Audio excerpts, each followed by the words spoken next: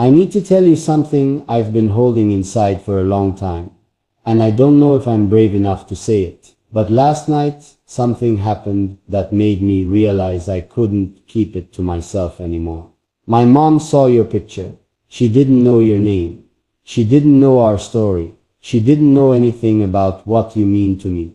And she looked at me with that quiet smile that only mothers have, the kind that sees right through you. And she said something that stopped my heart completely.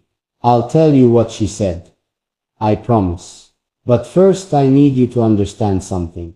I need you to understand how I got here, how you got here, into this part of my life that I didn't even know was empty until you filled it.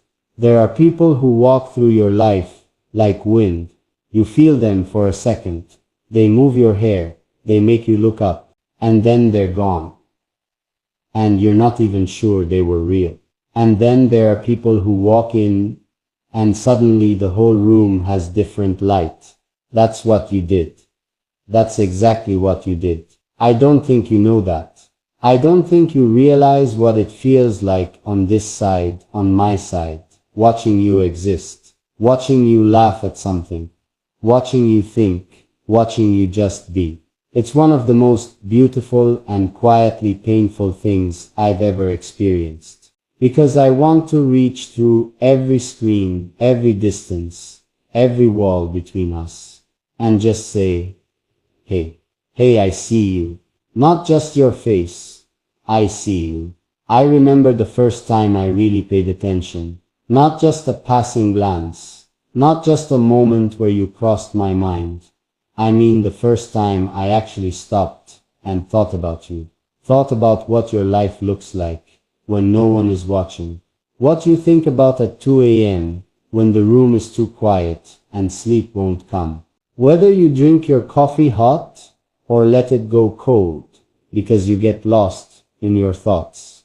Whether you cry at movies and then laugh at yourself for crying. Whether anyone has ever loved you the way you deserve to be loved.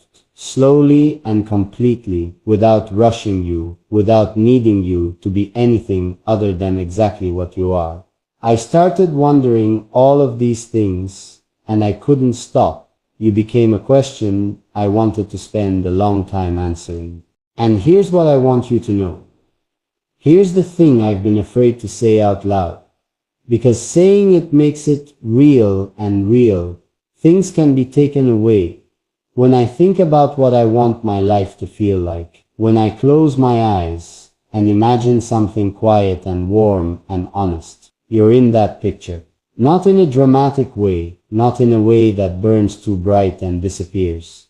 In the steadiest, most gentle way, you're there in the morning, in the ordinary, in the kind of Tuesday afternoon that doesn't mean anything to the world, but means everything to me. Because you're in it. My mom, she doesn't say much. She never has. She's the kind of woman who communicates through actions, through the food she makes when she knows you're sad, through the way she sits close to you without saying a word when something is wrong. She raised me to notice things, to pay attention, to understand that love is not always loud. Sometimes love is just presence. Sometimes love is just choosing to stay. And when she saw your picture last night, she was quiet for a moment. That kind of quiet that holds something. And then she looked at me. And she said, her eyes look kind. That's it. That's what she said. Her eyes look kind. And I don't know why those 4 words hit me the way they did. But I had to turn away. Because I didn't want her to see that they made me feel something I've been running from. Because here's the truth. Here's the part I haven't said to anyone. I have been afraid of you, not of you, exactly, of what you make me feel, of how easy it is, of how natural it feels to want good things for you, to want to protect you from anything that has ever made you feel small or unworthy. I am afraid of how much I care about someone I'm still learning. Because caring that much means you can be hurt that much. and I have been hurt in ways that made me think maybe I should just be more careful. Maybe I should keep the doors closed. Maybe I should be smart about this. But then I think about your eyes. I think about what my mom said, and I think, what is the point of being careful with a life that only comes once? I want to tell you something about the version of yourself you don't see. I want to tell you about the way you carry yourself. There's something in the way you move through this world that is both soft and strong at the same time. And that combination is rarer than people know. Most people choose one. They decide to be hard so they can't be broken. Or they stay soft and let the world take advantage of it. But you somehow managed to keep both. You kept your softness and your strength. And I don't think you know how much courage that takes. I don't think anyone has ever told you that what you are is not weakness. What you are is extraordinary.